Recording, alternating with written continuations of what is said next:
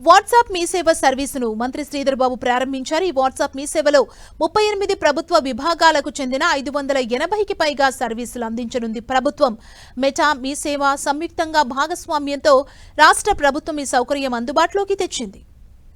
టెక్నాలజీని ఉపయోగించుకొని ప్రజాస్వామ్యాన్ని కాపాడుతూ ఈ రోజు గవర్నెన్స్ ఏ విధంగా ఉండాలని ప్రజల ఆలోచన మేరకు దాని పరంగా ముందుకు తీసుకెళ్లే ప్రయత్నం చేయబోతా ఉన్నాం. మీరందరూ కూడా చూసిన గత ప్రభుత్వాలు they have created a facade.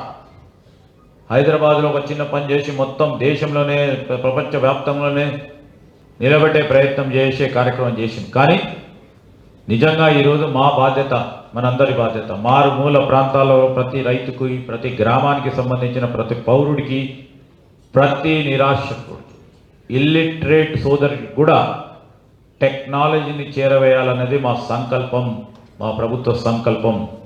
దాంట్లో డిజిటల్ ట్రాన్స్ఫర్మేషన్ ఏ విధంగా ఉపయోగపడుతుంది, ఒక బెంచ్ మార్క్ని సెట్ చేసే కార్యక్రమంలో